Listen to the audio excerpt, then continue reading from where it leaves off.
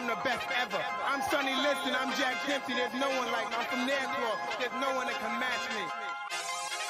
Yo, bounce guy, go off. I'd like to take this chance to apologize to absolutely nobody. The double champions of the he wants. Wilder's in a world of trouble, closing seconds. Can he weather the storm here in the third round? And the ball is superlative.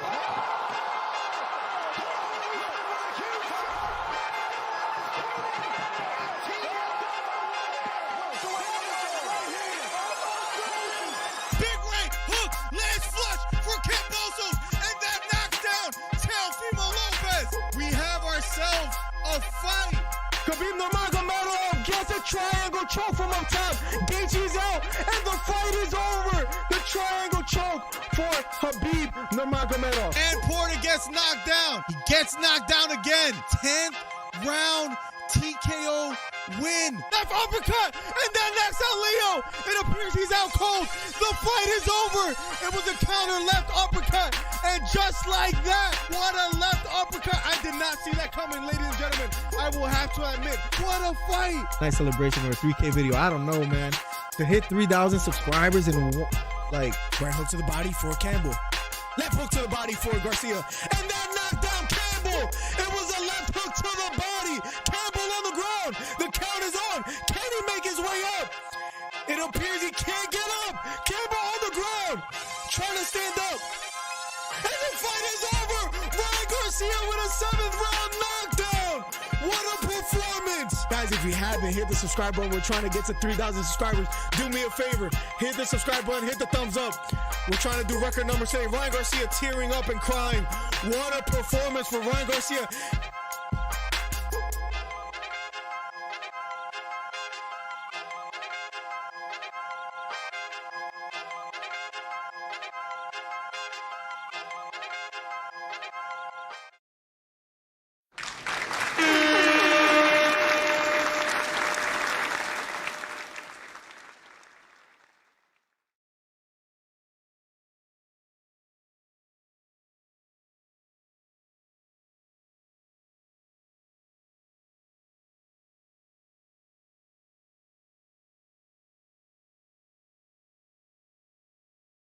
Check. It ain't me if there's no technical issues. What's up, guys? Episode 4, Morning MMA with MillerDC, guys. Plenty to talk about. I feel like we're revisiting the past. If you guys remember Devin Haney versus Lomachenko in his last fight, ladies and gentlemen. It's what it feels like. We're going to talk about some of the similarities, some of the differences, but of course, you guys know Caceres France fought this past weekend against Amir Albazi. Let's first catch up with Chad G, who's in the building, says, is it grind time? What's up, G? Good morning to you. Beta Quest says, you know what time it is. I think I left a voicemail. I'm not sure if I did or not. And also, I'm kind of at work, so if it's loud, my bad. Don't worry about it, man. I'm sure it's perfectly fine. I'll be playing that voicemail in a second. I'm assuming you're talking about the Caceres France video or fight. And then my man, Hito609, the OG, the man that predicts every fight wrong. Welcome to the stream, man. Listen, the main question of today, and then we're going to recap UFC 289 and Amanda Nunes versus Irene Aldana. I want to just call her Irene. Charles Oliveira versus Beneil Dariush, where that fight right there as the co-main almost makes me want to pay for the pay-per-view. I might have to find other ways to watch that, if you know what I mean. And I never done that, but listen, $79.99 for an Amanda Nunes versus Irene Aldana pay-per-view. That's gonna be tough. So we'll be recapping that. Josh Taylor versus Teofimo Lopez is also this weekend, guys, and I want to watch that fight. Both are a little bit cuckoo as far as their personal lives, but there's a lot on the line in this fight. All the titles, Teofimo going up in weight, both of them not looking their best in their last fight, for whatever that's worth. Josh Taylor being a southpaw fighter. We'll talk about that. Alex Caceres also fought this past weekend, and he looked pretty damn good. He won 29-28, I think, on all scorecards. he had a good performance. So we'll be talking about that as well, guys. A lot to talk about. Thank you guys for being here. Episode 4. Man, he wears the glasses for the pod, but not for the live commentaries. Not a man of the people, says Beta. Yo, shout out the season, man. Shout out the season, man. Boxing is more lit this weekend. Listen, we might have to cover that more in a more focused fashion. Xander Zayas is fighting on that card as well too. And guys, you know, one of my favorite things to do on Monday mornings, and we're officially back, guys. You're gonna see the work ethic increase tenfold. One of my favorite things to do, guys. In the meantime, you can call in at 267-545-8096. Leave a voicemail on what you thought about the Caceres France fight and about all the future fights this weekend. Daniel Barry in the building. Cheers to you guys. Let's get the episode started, man. This looks like the Denver Nuggets logo, like on how it fades from one color to another, right? Like the wifey made it. Looks pretty cool. That series is tied 1-1. I thought the Kings were going to make it, but anyways, Caceres France. Listen, travel with me down this path, guys. I know many of you felt that Caceres France won the fight. I even made a poll about it just yesterday. It has 670 votes. Let's see how much it has now. 763 11 hours ago. 82% of the people out there thought that Caceres France won, as far as the people that voted on this poll. And there were many others outside of the 763 people that felt Caceres France won. Now, just travel with me down this path. I believe that Lomachenko won. I know many of you guys thought the same thing as well too. I know many of us thought that Caceres France won, but they give the win to Amir Abazi. Look, 82% to 18. Let's take a step back. Let's talk about what's a little bit more important. And I feel that we need to do this. I woke up a Christian today. I'm going to let it slide. I had to throw a little jab. I'm sorry, Hito. That's what friends are for, right? Who would I be if I didn't do that? I couldn't pass up on the offer.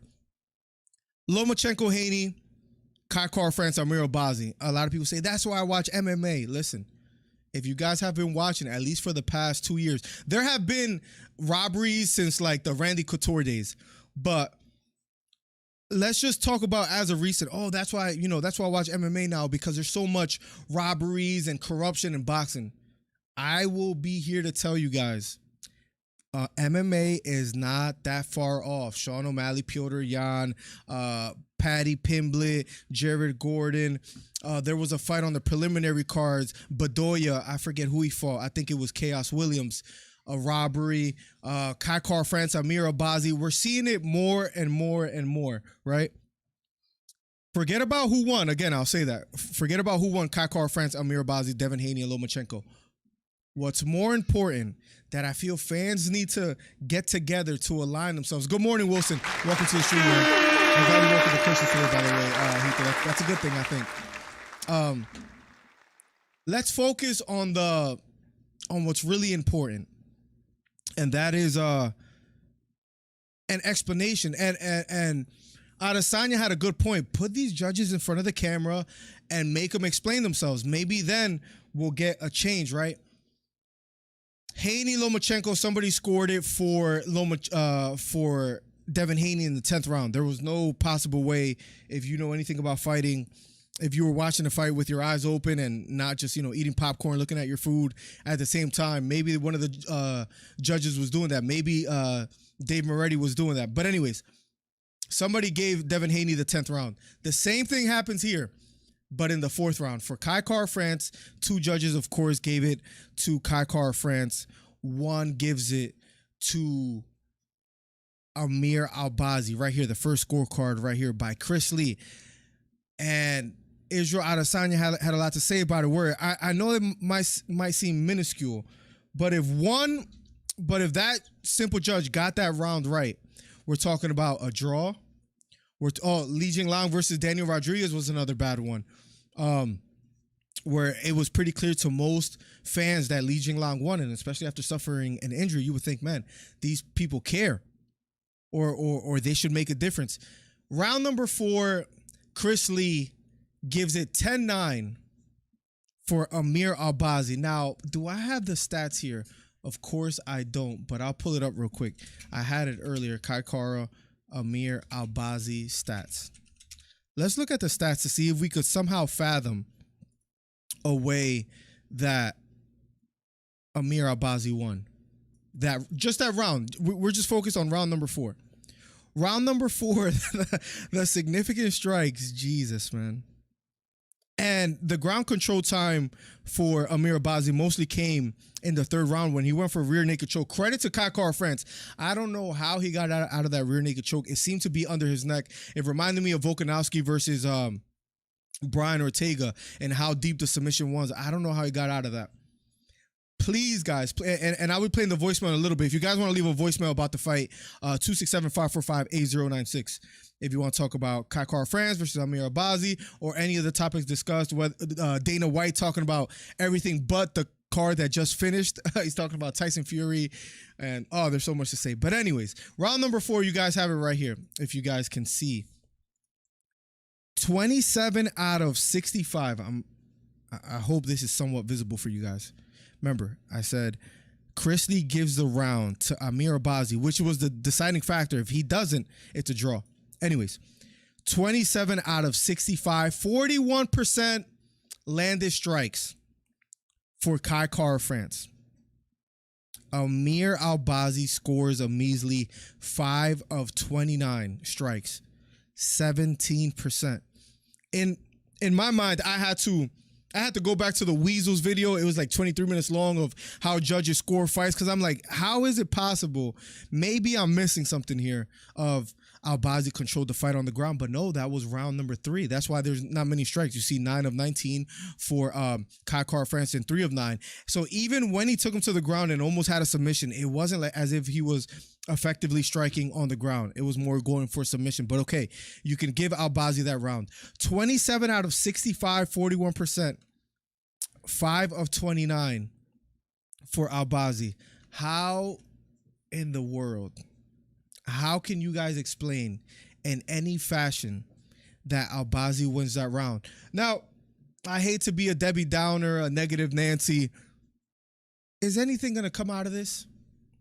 Is Chris Lee actually going to be held accountable for scoring that round for Amir Albazi? Amir Albazi being from Iraq. There's a card in Abu Dhabi in October. He even after the fight quickly mentioned, listen, I want the winner of Pantoja and Moreno. So whoever wins, Abu Dhabi sign me up. Of course, he's from Iraq. Kai Kara France is from New Zealand. Maybe that sells better in an Abu Dhabi crowd that Albazi is there. And there is a conspiracy. Credit to Beta Quest that mentioned it in the Discord. You guys can join the Discord and talk to us over there as well too. But was it a robbery for that round to go to Amir Albazi? And let's see how you guys vote on I can't spell today. Who really won? Albazi or Kara France? And it's a travesty, guys. It's a travesty. Listen, if you edged it where maybe he would have gave the second round or a different round to Kai Kara France, or if Kai Kara France won a split decision but he wasn't awarded the 4th round, it's a whole different conversation. Right, let's see where the punch stats were a little closer. Even though I still think, no, the 5th round was pretty clear either, man. I'm trying to be a little bit more hesitant on saying the word robbery in fighting, where I'm saying, listen, maybe you could give it to Amir Albazi 3-2. It was close enough where I can see you giving the nod the other way. I try to be careful lately. Was the Haney and Lomachenko fight a robbery after watching it a second time? I had it 7-5, pretty clear for Lomachenko. At worst, a draw. They gave it to Haney. Listen, you guys can have it. If you guys felt that Haney won because of the body work, although I disagree, that's fine. What's a bigger travesty is that these judges, Chris Lee, Dave Moretti, Sal D'Amato, how you guys and Adesanya talked about it even before the official decision was made. The bigger problem is there's no way that you can give Albazi this 4th round and he still is awarded that round. There's no reason why that should happen, and that's the bigger issue. Adesanya spoke of it a little bit as well too, and he's and I guess he's never shy for words, and it's right here. He says, "Nah, bro, F you." Adesanya wrote on Twitter in the first of 4 tweets: "Fire Chris Lee," and Chris Lee is the judge that we were just talking about that gave it 10-9 for Albazi, and he called Sal D'Amato Sal D's nuts. Adesanya continued, "I tweeted that before even seeing the scorecards, and I did watch his YouTube video. I don't know if you guys were able to watch it. The refs have been ridiculous," says Thomas. He did put a face before the decision was even made, as if he knew what was going to happen. So we got to give him credit for that. He did somewhat call it. How many times will they rob athletes of their moments of glory, of their money, their livelihoods for their family? F these cunts. It feels strange reading this. They need to expire quickly and go. Mike Bell was the only judge to score this properly, and Mike Bell had, I believe, 48-47 for Kai Kara France. That's correct. The other two definitely need to disappear. And then he shows the scorecards. Start, and this is an idea. It's a little loud. This is an idea that I love. Start interviewing the judges after these fights. These judges, for the most part, they're not on camera. They're not in the public eye. So the scrutiny, they're not on Instagram, on Twitter, really. They're kind of behind the scenes. They're old for the most part. They get away with it because there's no really they don't feel convicted. They go home to their lives as usual, and they don't really feel the heat. But as small as it might sound, an idea that people don't take seriously is start interviewing the judges after the fights. Adesanya wrote, hold them accountable for their work. Fans will complain about fighter pay but not really do anything about it. Fans will complain about the judges but not really doing anything about it. I like what Showbiz the Adult, what he was doing, what he was saying. Listen, let's make sure that Dave Moretti is not on one of these next cards. As fans, let's make sure that these guys don't get a job, as far as Chris Lee, if he's going to keep scoring fights like this. Make him give a public explanation on why he gave round number 4 to Amir Abazi.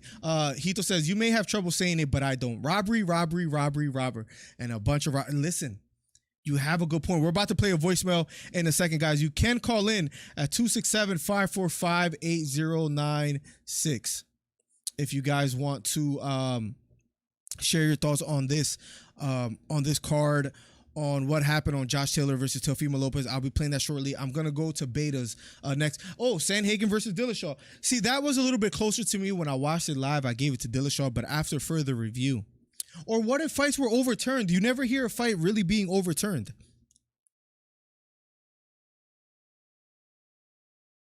Jared Gordon versus Bobby Green, in a sense, was because of the head, but you don't really see them being overturned after further review about a clear winner.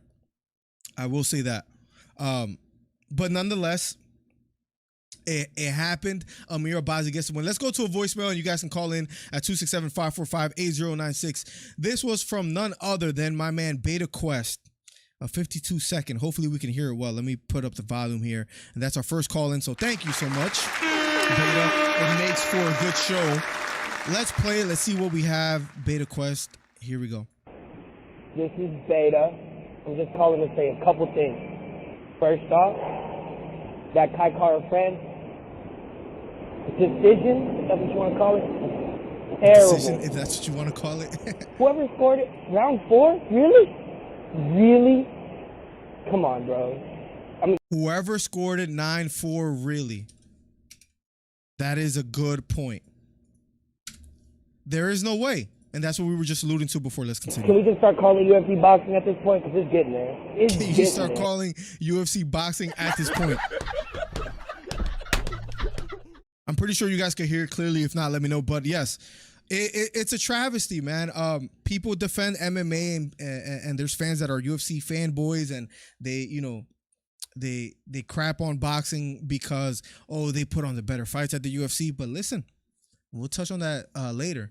there are fights, and it's not a meritocracy. There's times where the fighter that shouldn't get the fight is now starting to get it in the UFC, where I'm not saying it wasn't always that way before, but you're seeing it a lot more often where fighters get skipped ahead because of their names, laughable fights, BMF title fights, whatever the case may be. Now they have a second title for whatever that's worth. They're not as bad as boxing with the 4-belt era, the 8 to 9 divisions, Bridgerweight, and all these different sanctioning bodies in the boxing. But you are seeing similarities on how we're headed towards that direction as far as the corruption of judging. And secondly, on the Battle of the Bums, Teo versus Taylor.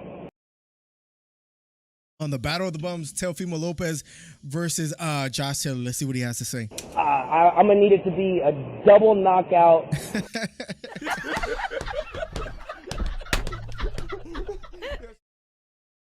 There must be a good reason why Beta doesn't like Teofimo Lopez or Josh Taylor. I could explain why I dislike one more than the other, but we'll talk about that shortly. And both of them pop hot for PEDs because I can't stand neither of them. That being said, I'm going to have to go Taylor. But please, for the love of everything that is good, let both of those men fall on the count of 10. For the love of everything that is good, let them both fall. Let me skip over one more time. For the love of everything that is good, let both of those men fall on the count of 10 at the end of that fight. Please. That's it. That's me. I'm out. Peace. Thank you for the call, Beta Quest. We appreciate those. Makes for a good show, so thank you so much. 267-545-8096. Beta Quest, listen, you bring up some good points. How in the hell do you score round number 4? Back to Adesanya. I like his idea. Start interviewing the judges after this fight. There has to be something done in order to, this might be one of the worst, examples, but it's just is what it is. When people riot, sometimes you see change. When Rosa Parks chose to, stay sitting down, it led to change. People have to do something in order for change to happen. Fans, if they keep seeing robberies and they and listen, people, fans will make a tweet or two for a day or 2 or 3. Kai Car fans got robbed. But then nothing else. What needs to happen more than anything, and maybe content creators need to do this more as well too. As soon as Chris Lee gets a job, it should be talked about immediately. Why is he there? Bad judging. Let's see if he gets this one right, because then if he gets another one wrong, then fans could at least somewhat hold him accountable. So it has to start with the fans, I believe.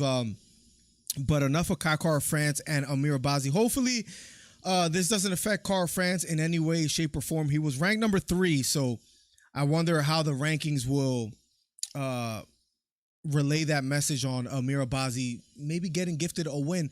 And another thing that isn't talked about enough as well too is Abazi. It's not his fault that he was granted a win. He came to fight. He made it somewhat of a close fight. I thought it was a pretty clear 3 rounds to 2. I could even see some people giving it 4 rounds to 1. But Abazi is not his fault as well too. But maybe fighters that get gifted a decision should be a little bit more adamant to talk about, hey, I'll give him a rematch if fans felt that that my opponent was robbed.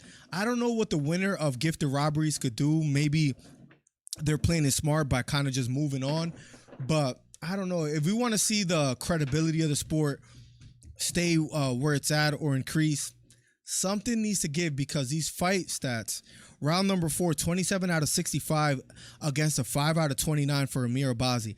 And Amir Abazi to still get that round and essentially the win because of that round and because he was given that round is just a little bit ludicrous. But we see things being ludicrous in fighting. We'll talk about Josh Taylor versus Teofimo Lopez, so thank you for bringing that up, Beta. I know you hate both fighters. I got a couple clips to play, so don't worry. I got that in the vault.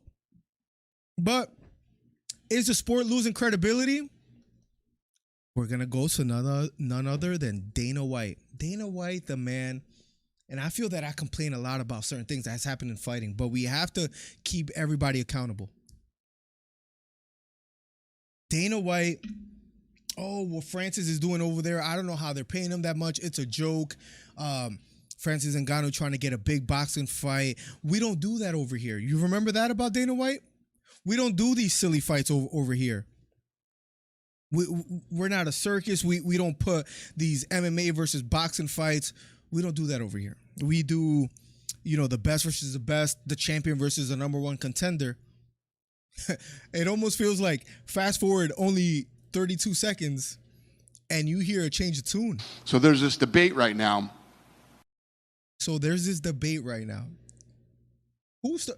Is there really a debate on who's the baddest man on the planet? Just because Joe Rogan, they found the clip of him saying a while ago that John Jones will destroy Fury in a street fight. I understand it's a somewhat big of a topic. I don't think it was the biggest thing in fight sports. I don't think there was a debate where people were going back and forth like crazy. Yeah, it was a little bit in the news, but I don't think it was that much. About the baddest man on the planet, right? And John Jones is the baddest man on the planet. There's no doubt about it. So and this is where I might have a disgusting take to some. It might sound like a horrible take. John Jones, I know he defeated Cyril Gane in round number 1. Did I expect for that to happen? No. Did I think he would win that quickly? No. Do I give credit to John Jones? Yes. But before the submission win, just hear me out. Before the submission win, John Jones looked a little bit slow. He's been out of the octagon for quite some time, actually. John Jones' record, and look at his previous performances. The Dominic Reyes fight back in 2020, almost 3 years ago. Arguably, Dominic Reyes won that. I know John Jones was given the decision. Okay, against Thiago Santos was a split decision. Another close fight. Against Cyril Gane, he looked a little bit slow. Yes, he got, and I know there's not much to work with as far as footage, but he did cinch up the guillotine pretty quickly. I'm not convinced that John Jones is the baddest man on the planet. I know he beat Cyril Gane, but Cyril Gane was out-grappled by Francis Ngannou. Francis Ngannou not known as a grappler. So he really has a weakness, speaking of Cyril Gane. Really has a very blaring, evident weakness in his grappling. And of course, he said after the fight, yeah, I'm going to really take my grappling serious now, after losing. I'm necessarily not convinced that John Jones is the baddest man on the planet until he beats not only Stipe Miocic if they do fight next, and they're supposed to, but John Jones has been out of the octagon for 3 years until Cyril Gane. I need him to beat big names that are active nowadays. I need him to beat maybe a Pavlovich and a Curtis Blades, and then we can talk. Or at Aspinall, Tuivasa, I think he'll blow past him, but I'm not sure that John Jones beats Sergey Pavlovich for whatever it's worth. I'm not sure about that. So for Dana White to say that there's no question that John Jones is the baddest man on the planet, I'm not sure about that. You need people like me. You need people like me so you can point. But for a man that, to say we don't do fights like that over here, let's see what else he had to say. You talk about who the baddest man on the planet is. If two guys fought in a fight, who would win? And I'm not disagreeing. If you were to ask me John Jones versus Tyson Fury, who's going to win that fight in a street fight? Of course I'm going to say John Jones. But again, Tyson Fury is a boxer. John Jones is a mixed martial artist. So of course I'm going to go John Jones. If Fury doesn't land the big shot early and it goes to the ground, if they're in a phone booth, I'm going John Jones. But I thought we didn't do those type of fights in the UFC. If you want to discuss another possible baddest man on the planet, it would be Tyson Fury. I'm not quite sure about that as well either. Okay, in a boxing arena, and if it's boxing, yes, Fury beats John Jones. Is a different sport, different rules, different tactics. We all know that if John Jones boxed Tyson Fury wins. All these boxing guys want to talk about this, and they want to keep it in the ring. I'm telling Tyson Fury. And again, we don't do this over here. My respect very much.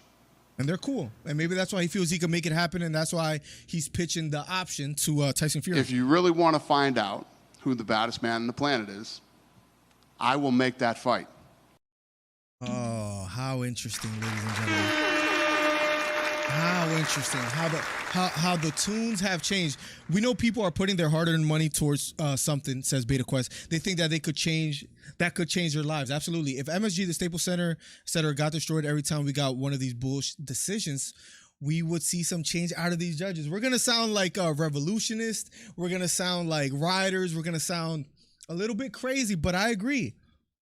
The booing was blaring at Haney versus Lomachenko, but maybe a little bit more things going negatively would have been better for the sport. Maybe fans, protesting the decision outside of the arena after the fight. Maybe fans protesting the Kai Car France, Amir Abazi. All I'm, for whatever that's worth. Beta, we're on the same page. I will make John Jones versus Tyson Fury in the octagon. And, interesting.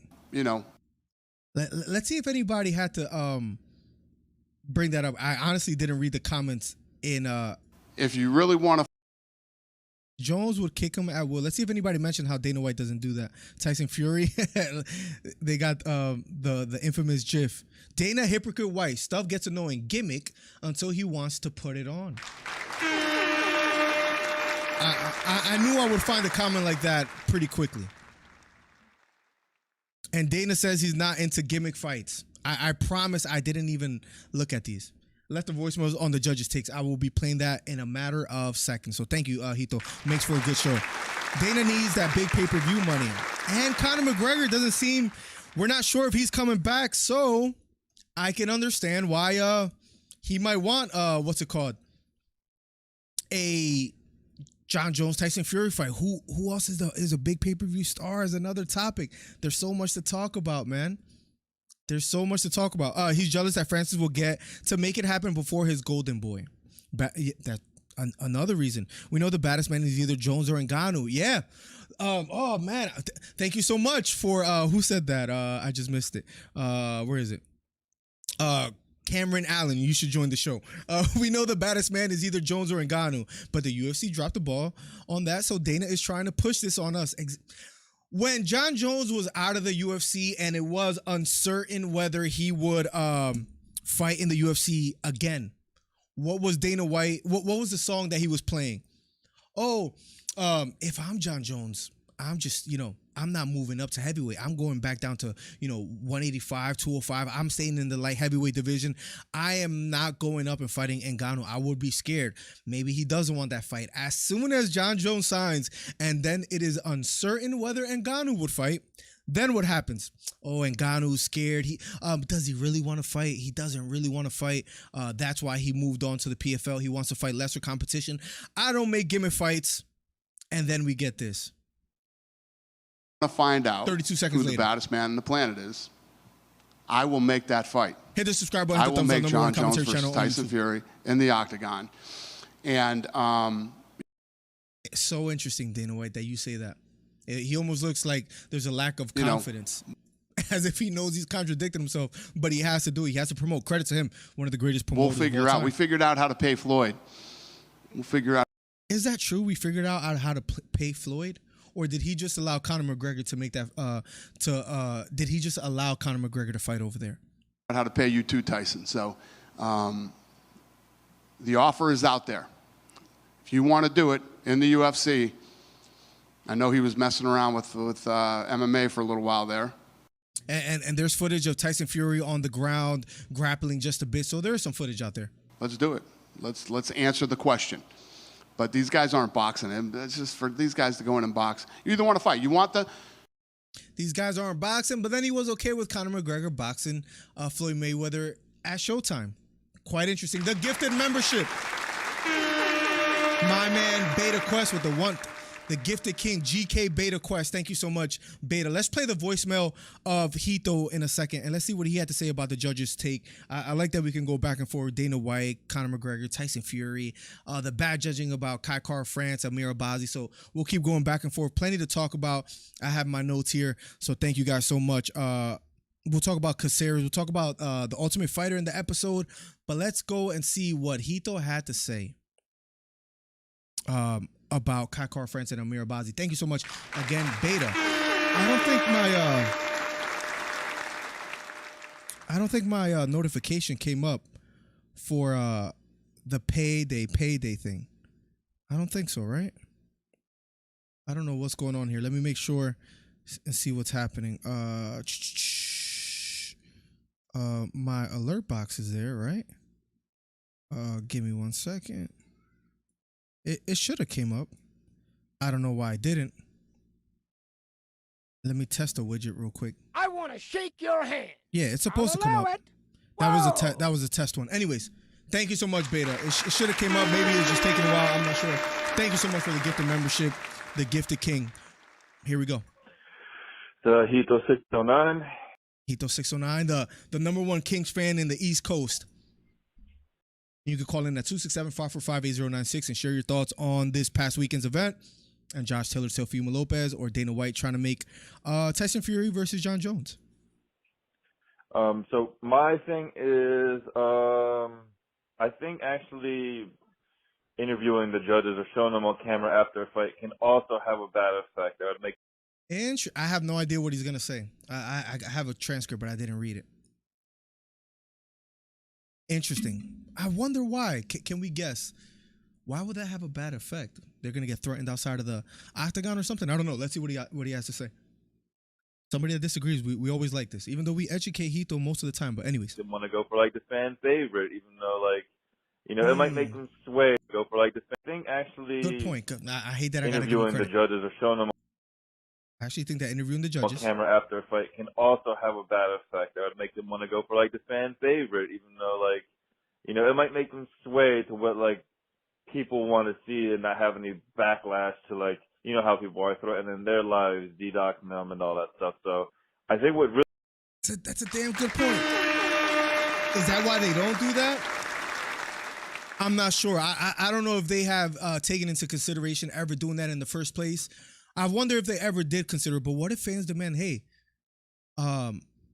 give an explanation at least? Maybe they don't have to show their face on camera. Maybe they don't have to give a video or an interview, maybe in person. Maybe some kind of written transcript on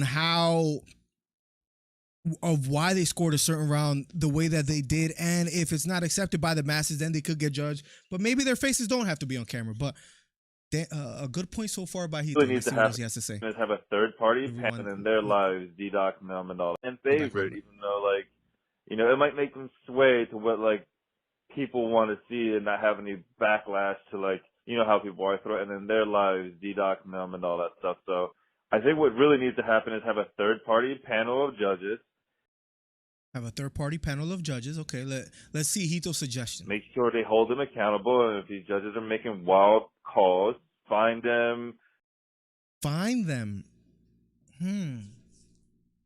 If you hurt someone's pockets, that's where it gets interesting, right? Nobody wants their pockets hurt.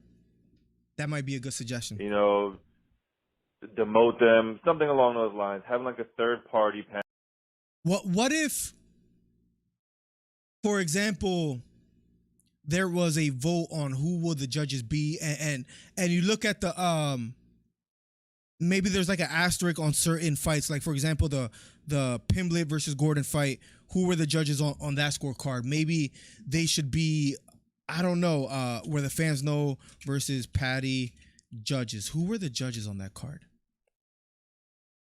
Look who it is. I'm gonna finish that. Do they show the scorecards here? Because I saw the name Chris Lee in the title of this. Ron McCarthy and Chris Lee, who also had the same decision. Interesting that we find scorecards. Let's see real quick. Let's see official scorecards. Oh, come on! Nobody's gonna give me. Here we go. And I hate to bring this fight up, Hito. I'm not doing that on purpose. Chris Lee gives it 29-28. Patty. I didn't know that was the same judges, and that's something that Adesanya alluded to. Anyways, let's keep it going. Let's rewind a little bit. Thank you for the voicemail, guys. It makes for a good show. Calls, find them, demote them, something along those lines. Having like a third-party panel for the judges. And that's what I gotta say. See you.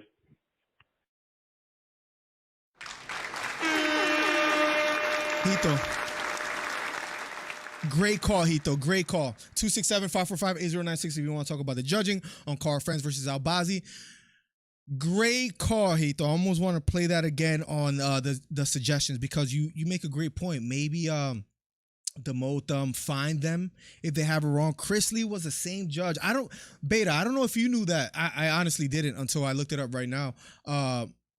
The same judge that gave Patty the win against Jared Gordon, the same judge that gave the win for Albazi versus Chris. Wow, that you might have just gave me a short idea. What other fights? Is there a way to find that Chris Lee scorecards robbery? This is actually really fun to look up online. Who is Chris Lee and Sal D'Amato? There is an article. There is an article, and then you see. Let's see if we could quickly skim. Let's see if the article says on who they actually are. Both veteran judges. Dana White on Chris Lee. I don't know how that guy could score that fight that way, right? But he keeps allowing him to be a judge. I mean, it's up to the commission and the Nevada commission, but still, White says a girl who went to kindergarten with. They didn't give me any other infamous robberies. Chris Lee, bad scorecards. This is actually fun to investigate live. So thank you guys for being here. This UFC Vegas 14 controversy. Is RDA a triumphant return for the lightweight? F these judges. Who is that guy? Chris Lee. And let's see what the scorecards was for this fight. Wow. So for Paul Felder, Chris Lee had it 48-47. The complete opposite, 50-45, Saul D'Amato. So it gets very interesting. How does Chris Lee still have a job? This was back in November 2020. Shout out to Hito for making us do a little digging. Shout out to Hito for making us do a little digging. Thank you so much, Hito. This has become a little bit interesting. Chris Lee scores the Paul Felder and RDA fight for Paul Felder, the only judge to do so. The other ones had it clearly every round one for RDA. So although the judges got it right at the end, it could have went wrong if one more judge. Wow. You might have gave me a short idea. That's what I'm going to work on as soon as we get off tonight. Thank you, Hito. I'm sad I have to be this grateful towards you. Yeah, but they all gave it to Patty. No, that's fair. Do I still have that scorecard up? That's fair, but it's just the name that keeps popping up. Chris Lee, right? Doug Crosby. And I think Doug Crosby has been on some interesting ones as well, too, as far as some scorecards that people felt shouldn't have went the way it went. Let's finish up with Dana White as we jump back and forth. And we'll figure out. We figured out how to pay Floyd. We figured out how to play Floyd. I don't know if that's necessarily true. Let's keep going. We'll figure out how to pay you too, Tyson. So feels great to be back, man. The offer is out there. Of course the offer is out there, even though we don't do gimmick fights. If you want to do it in the UFC, I know he was messing around with I'm in. Of course. Would you prefer that fight? I only like gimmick fights if it's up to me. If I can make it happen. If not, I'm gonna try to block it in any way possible. Sort of like boxing and promotions as well too. Let's see what we have here by Hito. Chris Lee. These are all his MMA decisions. What are we looking at here? Macy Barber versus Lee. Are the yellow ones highlighted for a certain reason? Use that for read. What? Use that for could be a banger. Sorry for the link, but it's all of Chris Lee's scorecard. Oh, okay, cool. Use that for lead. Watch for your short. Yes. Okay, I will look into these. Who did he give Leon Edwards defeated Kamaru Usman? That was the decision, right? Which he would have had right. But I could look through all of these. Let's see if we could. Tim Elliott versus Altamirano. Castaneda, Primus. Damn, that was a close fight. Let's see. I'm trying to see if any names blare out to me. Max Holloway, he got against Arnold Allen, correct. Let's see. Gilbert Burns versus Masvidal, he got correct, of course. Raul Rosas, Christian Rodriguez. I didn't think it was as close as 29-28. I think it was like a 30-27. Waterson Pinheiro, I think he got that right as well. I'll look at the rest. Thank you so much for this source, man. We're about to do some digging, man. Some true journalism. Let's go. Let's see. Choi versus Nelson. And that's just 2023. I'm sure if we dig, remember he had the 2020 fight wrong. Are the highlighted ones I wonder why they highlight these ones. For example, I know this was a controversial one. Where is it? Let's see. The 2020 Paul Felder one that I felt like I just saw. But I wonder, yeah, right here. Paul Felder versus RDA. So maybe those are all the controversial fights. That gets quite interesting, doesn't it? Thank you so much for that source, Hito, man. Hito put in the work. I'm going to have to credit him. You have all of the years there, too. Yellow is split decision. Got you. Okay. Cool. So those are probably the ones to look at, even though the Paul Felder one, man, the other two judges had it 50-45 for whatever that's worth. Crazy. Fight over Stipe? No. Read the chat, fool. I gave you the answer. Yeah, I read upside down sometimes. My bad. I'm the worst. Anytime I read the word fool, I read it in Mexican martial arts voice. Here we go. I'm just saying, this is out there right now. I know he just called Joe Rogan a or something, because Rogan said that. And it was Rogan that started the conversation. Now, whether it was a huge debate, I don't think it was. That John Jones would win. I'm saying, instead of, speculating, we could all. Interesting. Instead of speculating, and we can talk all day on these what ifs. Talk about. If it's a what ifs in another organization, then it's like, I don't do that over here. If it's potentially a fight that he could make. This forever. There's only one way to find out. Interesting. Let's do it. Francis wants to fight Anthony Joshua, Deontay Wilder, Tyson Fury. No. We don't do that over here. We're putting on the best versus the best over here. I'm willing to do it. Tyson can call me himself. He has my number. We have a good relationship. And he has a good relationship. So, of course, the options and the Tyson's people can call me. Idea. We'll get it done. Dana White.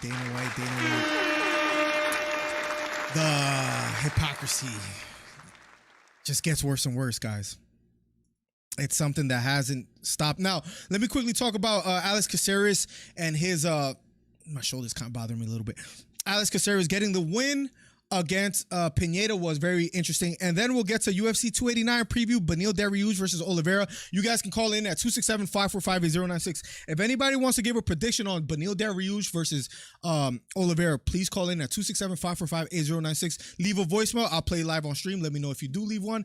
Let's go back to the chat and Caceres and a couple other things. The people will hear the truth once again, says the Countdown. What's up, Countdown? Welcome to the stream. What do you mean by that? Can you elaborate? Alex Caceres, the one fighter that we interviewed, and I have to reach out to more fighters and ask them and try to make that happen more and more. But Alex Caceres gets the win, 29-28. He did make it a little bit. What's the word? He did take more risks than he had to. And I was talking to this about Beta in some DMs. But when I tell you he looks new and improved, I think if he hurt Pineda. I don't know if you guys saw that fight. And this is the interview in case anybody wants to ever. That's the full interview with Alex Caceres. Maybe watch that after the live stream. But anyways, Alex Caceres gets the win against Pineda. He's on an incredible win streak. And he looks better than ever. I believe he's 34 years old. 34 years old. The only fighter we did interview, so of course we're always going to root for him, be a little biased, absolutely. He lost to Sodiq Yusuff, but before that, he's 1, 2, 3, 4, 5, 6, 7, 8. He's 8-1 in his last 9. 2, 3, 4, 5, 6, 7, 8. 7-1 in his last 8. I'm sorry. He wins performance of the night against Erosa, who I thought Erosa was very dangerous against Caceres. I thought, man, it was going to get quite interesting. And nonetheless, he gets the knockout. Then he fights Pineda this past weekend and just looked great. Very proud of the performance that he put on for the fans. We'll see what's next for him.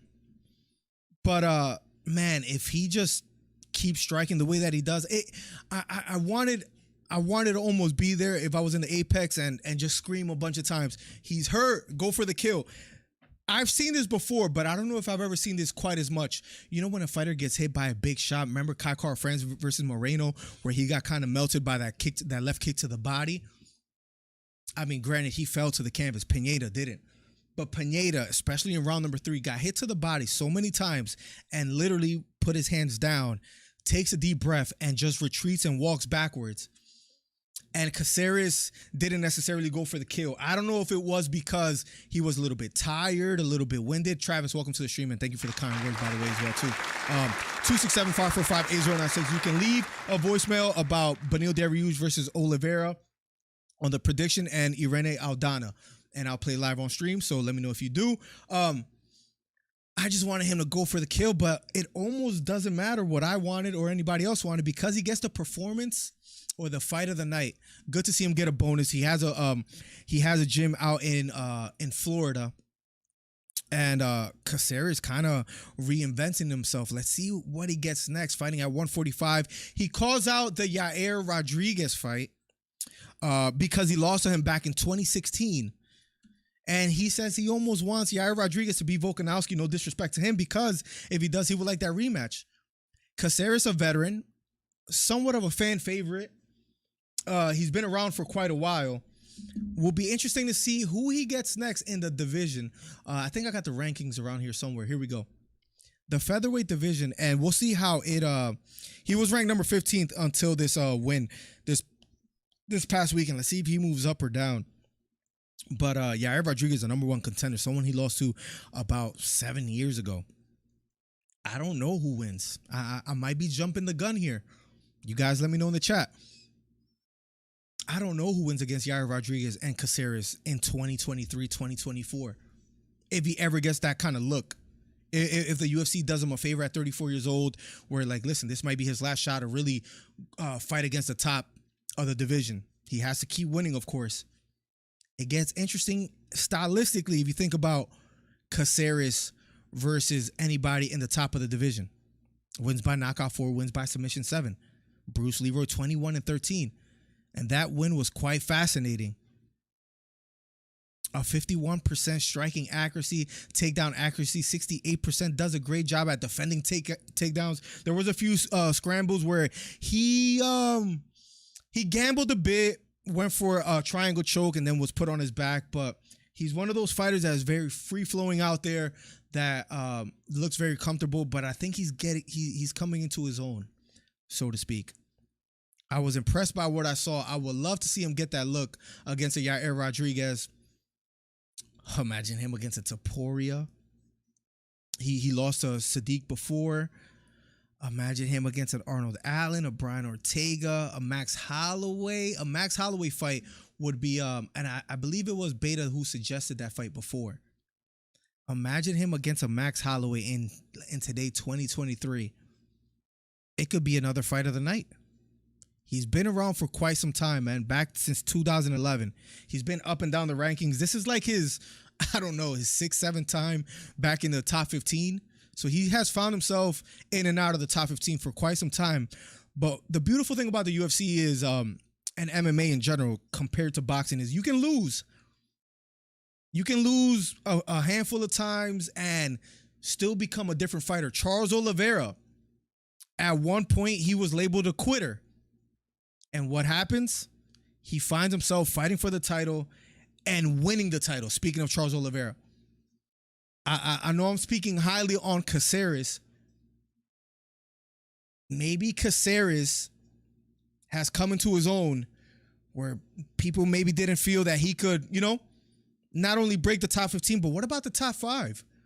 What about imagining the hypothetical of him fighting against a Yair Rodriguez, a Max Holloway in the top 5 of the division? Maybe in today's age, he can beat someone in the top 5 and find himself fighting for the title. Is that a little bit optimistic? Perhaps. Is he improved? Is his fighting style does he look a lot more comfortable than previously in his career? And does he look more dangerous than ever? I would say yes. I'm excited to see what Caceres has in the future. But a win against Pineda, winning performance of the night, fight of the night, winning fight of the night. I'm excited to see what he got next, and maybe he could pull off a Oliveira like run. We'll see, because it's gonna be tough.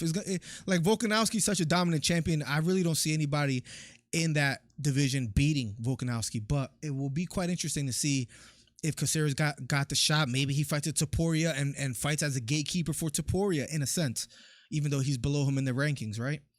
Maybe he gets a shot against Max Holloway. That'll be a very interesting fight. And if he gets past Holloway, then maybe really then we can talk about title shot consideration.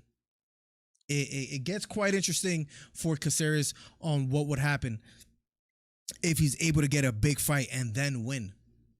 And I know we compared him to Charles Oliveira because that helps us transition into a great topic, and that being Oliveira versus Dariush, which I can't wait to talk about. But let's quickly catch up with chat real quick. Hito says, hey, would you say John Jones versus Gustafsson was a controversial fight? Yes. I haven't watched that fight in years, but it was extremely close. A good back and forth. I thought John Jones edged it, but you can score it either way. Is it controversial? Let's look at some of the stats real quick before versus Jones stats. Let's see if we could find it. Look how close those punch stats are. I'm assuming red is John Jones. Yes, round number 1, 28 of 39, and this is a very unfair way to look at the stats, right? Because we would have to see what strikes are more significant. Even though John Jones landed 28 of 39 as compared to 19 of 48 against Gustafsson, maybe there were more significant strikes by Gustafsson. And it's very close, 134 to 110. Maybe we could watch that on Twitch live and guess who was the judge and gave Jones 3 rounds. Wow. When was this? Let's look up the scorecards. John Jones, Gustafsson. I'm sure we can assume who it is. Let's see. Chris Lee right here. Okay. 48-47. It was a unanimous decision, so it was close, but still unanimous. But of course, he gives the majority.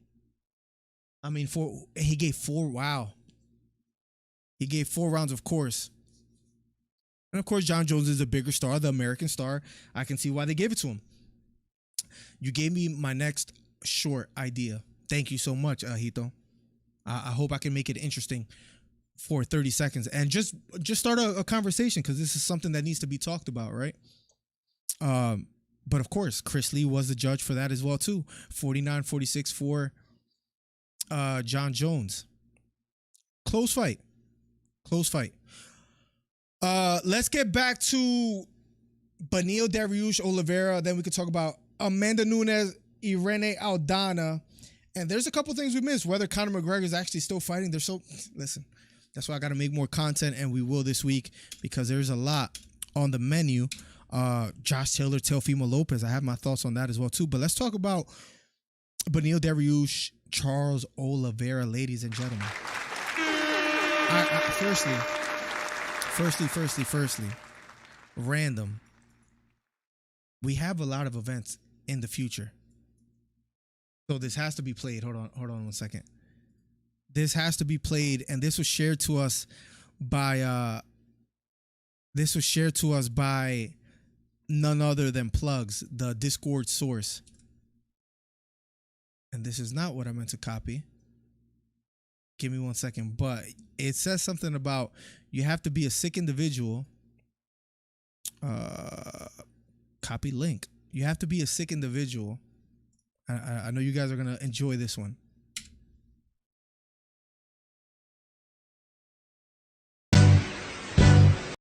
You have to be one sick individual if you watch Dustin Poirier versus Justin Gaethje 2 over Errol Spence and Terrence Crawford.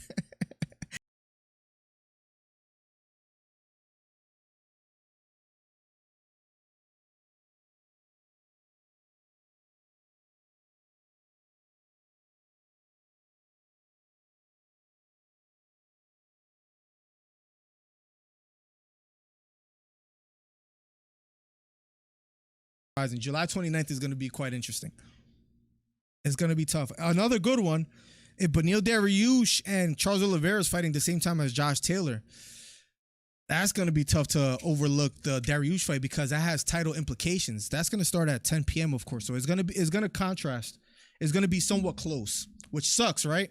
That the UFC and boxing have always find themselves in that predicament. But Charles Oliveira, Beneil Dariush, that is on the horizon. That's going to be this weekend coming up for UFC 289. It's going to be like a what? $79.99.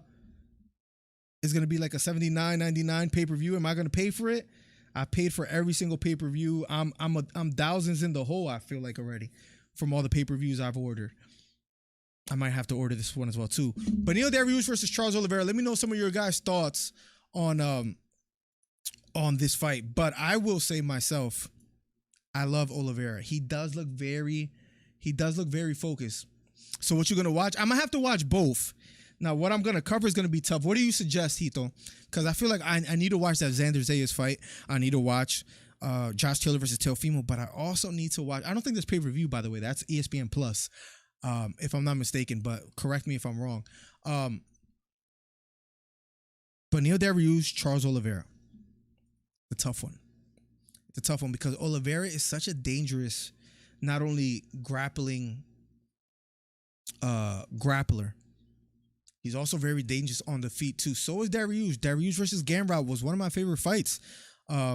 As of recent, Dariush looked so dominant, and it was a conversation that was being had. If you guys remember, there was a conversation about, listen, Dariush looks really good against Gamrot. Maybe he's the guy to beat Islam Makhachev. You might disagree with that. You might agree. I completely understand. All I'm saying is that there was a conversation about it. That's how good Dariush looked against Gamrot. In the takedown defense, in the striking, in the landing, the heavier shots. Dariush looked big for the division at 155. He looks like he's also in, quote unquote, the prime of his career. He's been asking for Oliveira. That fight already has been canceled twice. It's finally going to happen. Maybe this is the best time for Dariush to really get a title shot. And of course, as you may know, it's very famous that, you know, it reminds me, the first person that reminds me of Beneil Dariush that I put in comparison is Leon Edwards. Both Leon Edwards and Dariush were on an incredible streak, and it seemed like they deserved a shot at the title 2 years ago, 3 years ago. But nonetheless, it hasn't happened. Now he's going to be fighting a former champion, and if he doesn't get the shot after that, it's tough, bro. You docs. Oh, yeah, yes, Hito. I know. You're absolutely right. That's something I got to be very careful with, Hito. You're absolutely right. Plugs, I just played the I just played the video of you got to be a sick individual to watch Gaethje and Poirier over Spence and Crawford. Hito, I got to do better. Plugs in the building. The Discord source. Thank you so much for being here. I've got Beneil and Aldana this weekend. I'll touch on Aldana and Amanda and who I got. Mexico's on the rise. As far as my prediction for Beneil Dariush, Charles Oliveira, very important fight. Big implications for both fighters on who wins. A lot at stake. I'm going to go with for one, I'll say it's unpredictable in a sense what you're gonna get from Oliveira. He looked so dominant in his previous fights until he fought Makhachev, where he kind of got like ran through. Like it was an easy sort of fight for Makhachev. Finished it in round number 2 with an arm triangle that Oliveira seemed to not fight much against. Like he didn't really have an answer. I'm not saying that Makhachev is Beneil Dariush, that Dariush is Makhachev. I will say, I just think the way Dariush fights, how reserved he is, he's very practical in the octagon. He goes with what works. You saw him against Gamrot. Against Gamrot, he didn't allow the takedowns and then just outstruck Gamrot. It was pretty simple. I don't think Oliveira is going to really go for takedowns much. I can see Dariush taking it to the ground and kind of controlling Oliveira on the canvas as well too, although he is a submission specialist, right? I'm going to go with Beneil Dariush. I think this is his moment to shine. If he gets it done, speaking of Beneil Dariush, I mean, he has to get the title shot, right? Oliveira is dangerous though. Rangy fighter, tall, big for the division. He has a beautiful jab, in my opinion, where if he starts landing that jab and sticking you with that jab, it could be a long night for Dariush if it goes a full 5. I think the more the fight progresses, I think the more it's going to benefit Dariush. I'm going Dariush. And this is the question. Is it going to be by knockout or is it going to be by decision? I'm going to go Dariush 4th round finish. I think he's going to break down Oliveira. Going to land some significant shots early. Going to hurt him eventually, maybe in the 2nd and the 3rd. Who knows? But in the 4th, he will put him away. I'm going to go with 4th round finish for Dariush. Would love to hear your thoughts on who you guys have for Dariush versus Oliveira. But I'm going to go Dariush. And if we head over to Irene Aldana, we saw that Plugs gave us a prediction as well too. As far as Irene Aldana versus Amanda Nunes, I think it was one of the best things that also happened. I've seen a lot of replays. He dips his head a lot when he goes for like that left hook over the top, where if Oliveira catches him with like a kick to the face, as Dariush leans too much, it could get interesting. The people will hear the truth once again, says the countdown. It's 3 rounds, Miller. I thought it was a 5-round fight.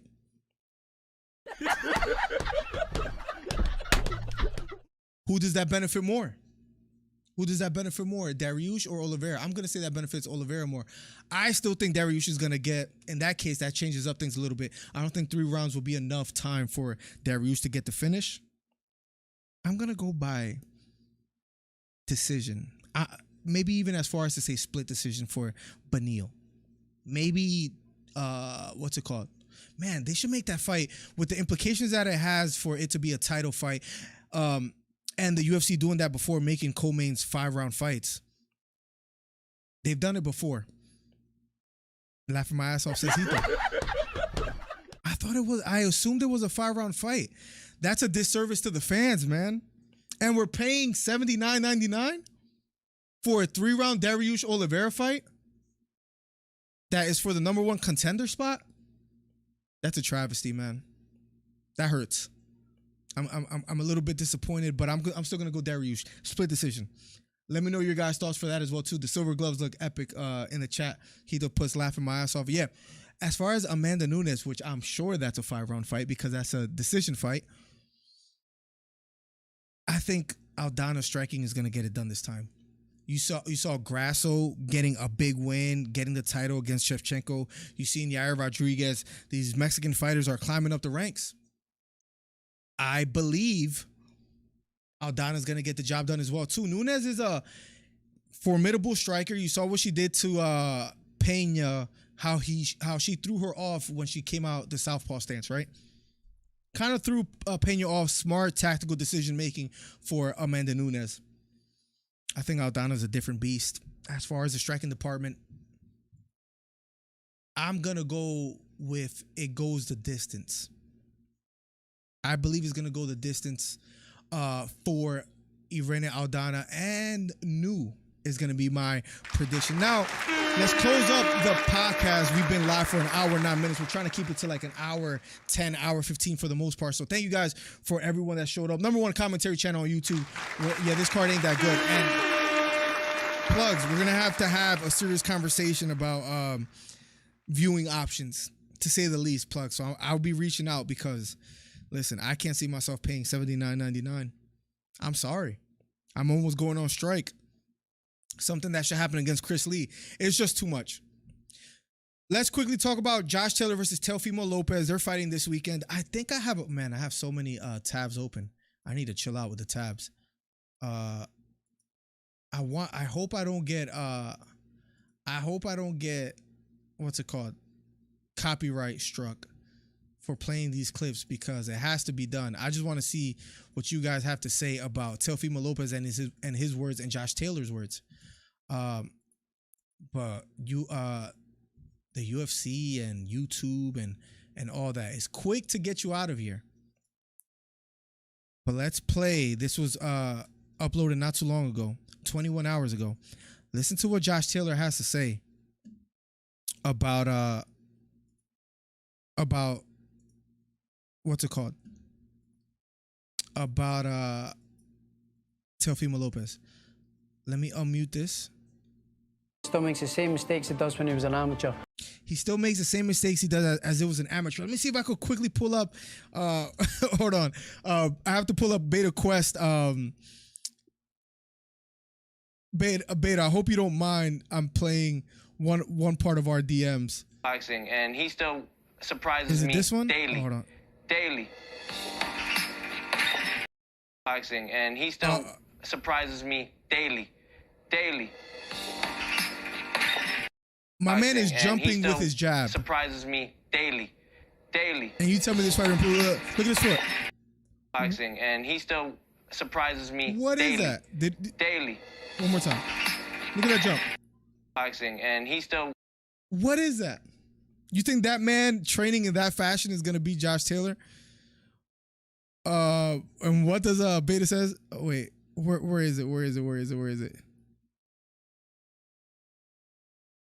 Let me see. And I can't believe I missed it. I'm on that part. Where's the jump?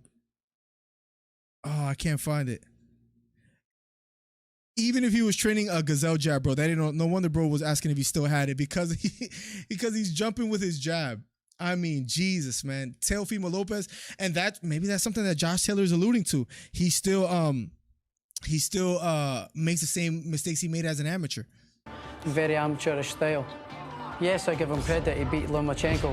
Yes, I give him credit. He beat Lomachenko, but what does he have to say about that? Yeah, I will be doing that plug, so I'm excited. It sucks that they're both starting at the same time. But in my opinion, and an interesting opinion, Lomachenko's a featherweight with one arm. I'm a fully fledged. Lomachenko's a featherweight with one arm, says Josh Taylor. He makes a good point. Also, as well, too, Teofimo struggled, and I know triangle theory doesn't work because Josh Taylor didn't look that great in his last fight. Josh Taylor is a southpaw fighter. So was Sandor Martin, or Martin, however you guys want to pronounce it, when Teofimo didn't look that bad against him, and he got knocked down against Sandor. Speaking of Teofimo Lopez. And maybe, I don't know if I want to go down this route, but let's do it, because who cares? 1501.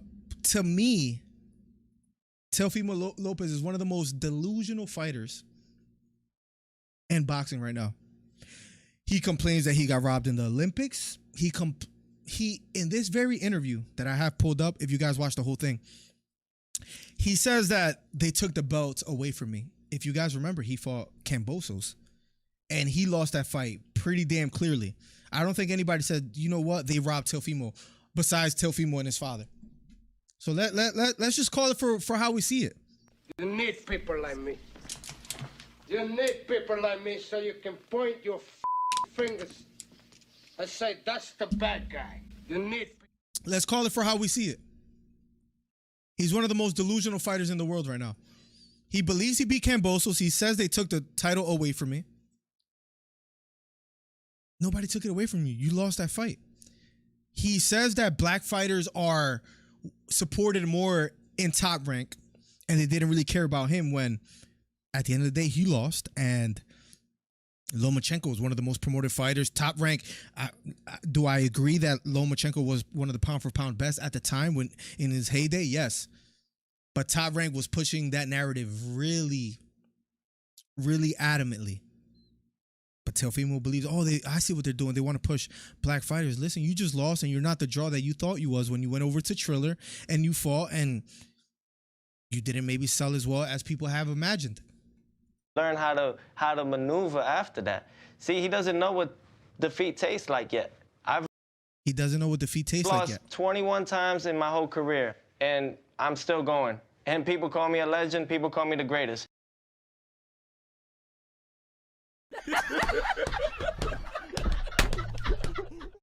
People call me the legend. People call me the greatest. And it's because of those reasons. We never stop. Great question. You're the Keep greatest. moving forward. You call yourself the greatest. I'm the double greatest, not the greatest. The greatest is The delusion on this guy, unless maybe fans write to him and tell him he's the greatest and he believes those messages, I don't think many people are going out of their way to tell him that. Or I don't think on boxing threads you see who's the best fighter in the world right now, and Teofimo's name is the first that comes up. But I am doing that fight as well too. I paused the stream to talk to my coworker, and it's the kangaroo jab, says Beta Quest. I'm so far behind. All good, Beta. All good. Let's go back. Shout out to you and your coworker, Beta. this is Muhammad Ali, but I'm the double greatest. Okay. all Josh Taylor could do is laugh. Look at that face on Josh Taylor. Teofimo Lopez calling himself the Technically, greatest. with Taylor, you know, good fundamentals. He tries to keep his distance. He does give him some sort of credit. Yeah, that's what happens when you're not 100% Puerto Rican. Jesus, Hito. Jesus. The gloves are off for Hito. Listen, this guy is probably the most delusional fighter I've ever seen.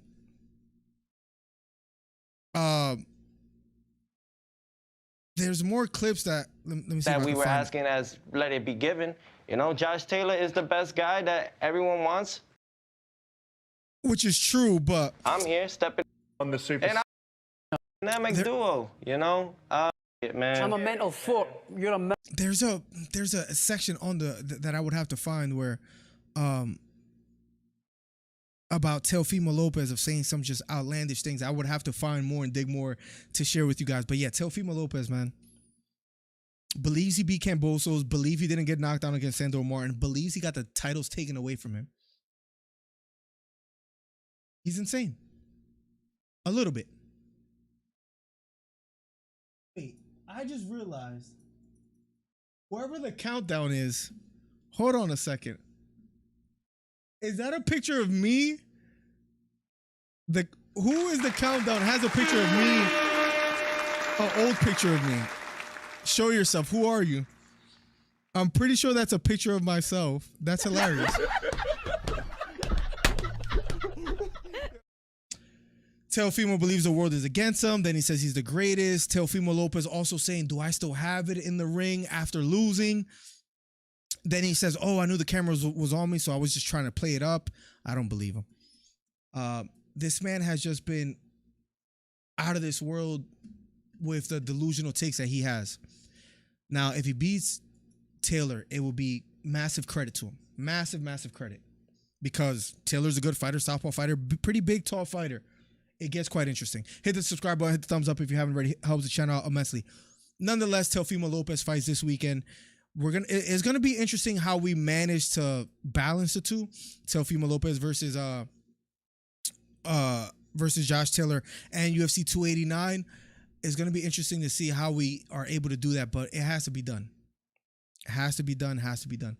That man still calls himself the Takeover. He needs to take over decisions in his camp and find. Look at that at. What do you mean? It's you will be exposed. Wait, what? I'm confused, Hito. Click on his profile. Oh God. All right, I'm a little bit worried to do this, but let's just have a little fun towards the end of the stream. Let me pull up the stream because I have a pop out chat thing. So let's quickly look at what this is. Let's see. Let's see what this guy is. Can I go to this guy's channel? Who is this? It says this channel doesn't have it. Oh, at you will be exposed 746. People have too much time. People have too much time in their lives. Who is this person? This is an old picture of me. Just reading a book casually, nothing crazy. I need to find out who this person is. Thank you for the gifted sub earlier, by the way, or gifted membership, by the way. Beta Quest. I don't believe the alert thing didn't come in, which is quite frustrating. But thank you. I don't know what happened there.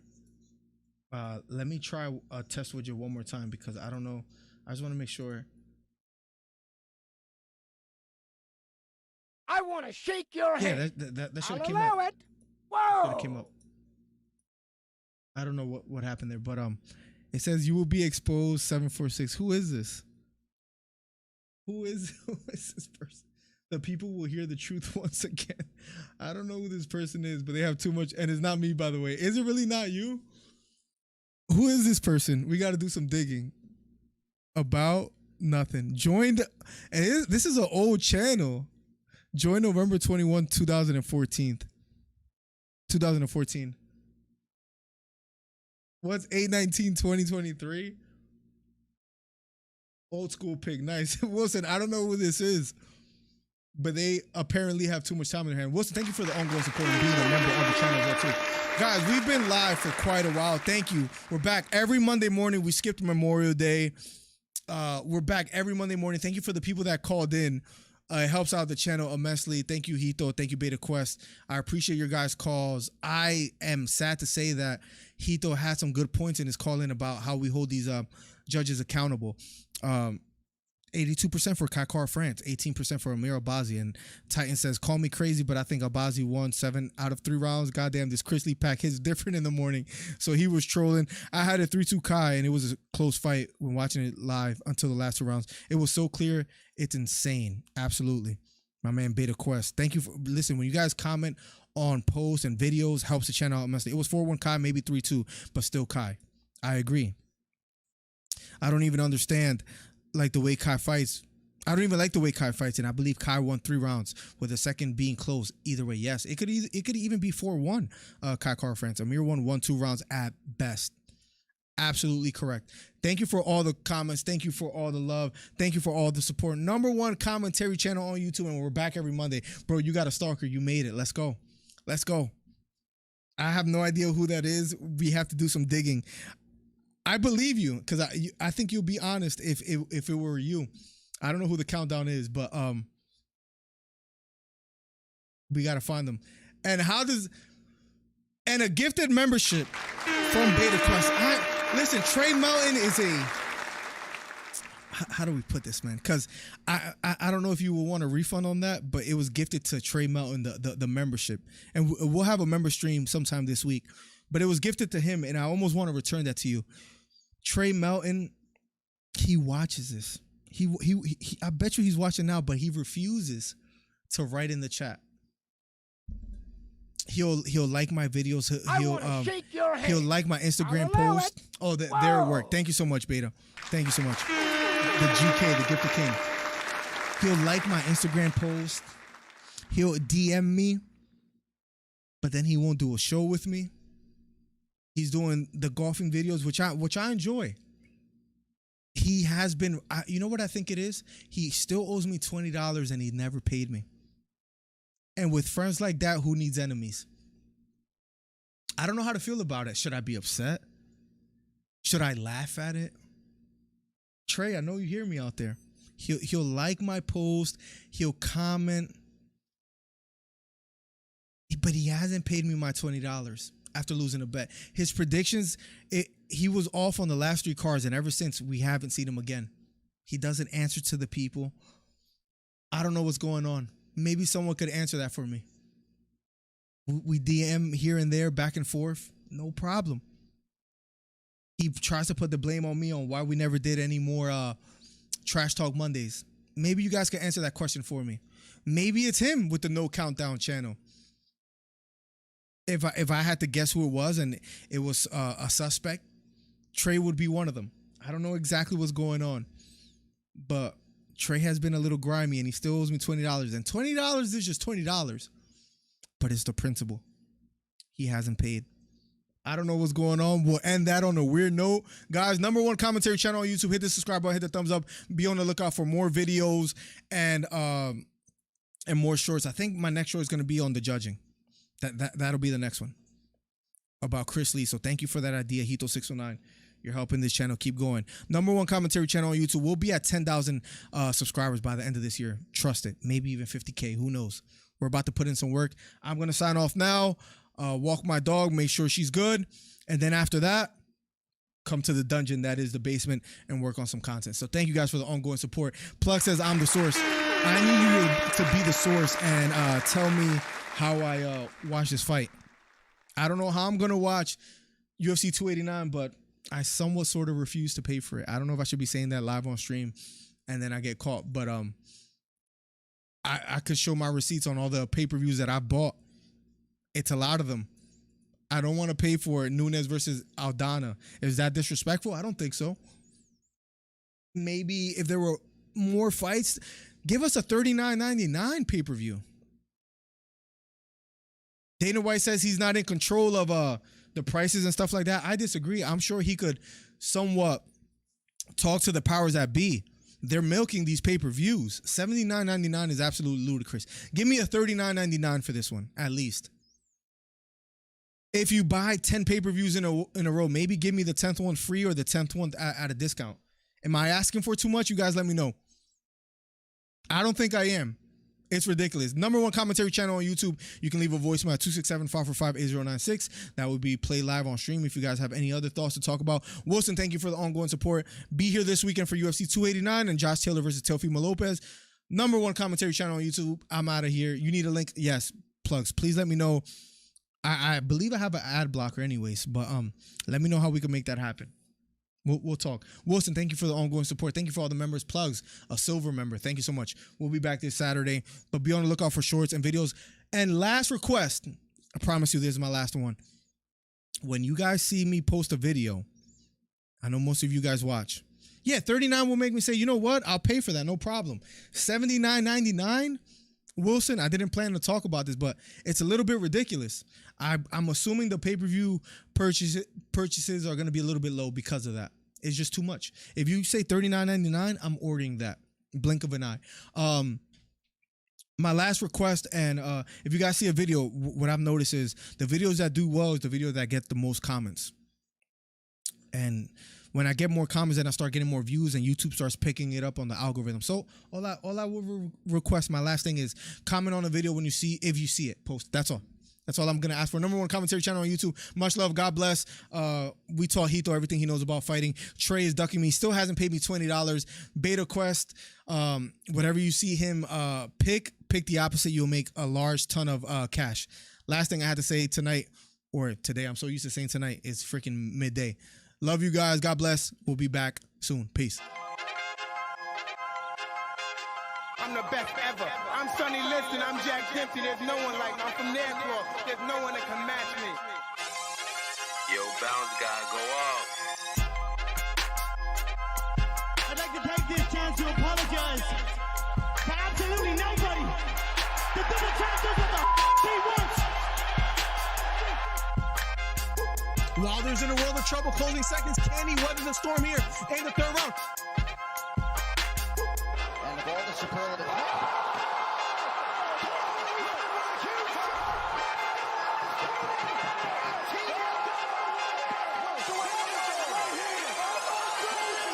Big right hook, lands flush for Cambosos, and that knocks down Teofimo Lopez. We have ourselves a fight. Khabib Nurmagomedov gets a triangle choke from up top. Gaethje's out, and the fight is over. The triangle choke for Khabib Nurmagomedov. And Porter gets knocked down. He gets knocked down again. 10th round TKO win. Left uppercut, and then knocks out Leo. It appears he's out cold. The fight is over. It was a counter left uppercut, and just like that, what a left uppercut. I did not see that coming, ladies and gentlemen. I will have to admit, what a fight. Nice celebration for a 3K video. I don't know, man. To hit 3,000 subscribers in like right hook to the body for Campbell. Left hook to the body for Garcia. And that knocked down Campbell. It was a left hook to the body. Campbell on the ground. The count is on. Can he make his way up? It appears he can't get up. Campbell on the ground. Trying to stand up. And the fight is over. Ryan Garcia with a 7th round knockdown. What a performance. Guys, if you haven't, hit the subscribe button. We're trying to get to 3,000 subscribers. Do me a favor. Hit the subscribe button. Hit the thumbs up. We're trying to do record numbers today. Ryan Garcia tearing up and crying. What a performance for Ryan Garcia.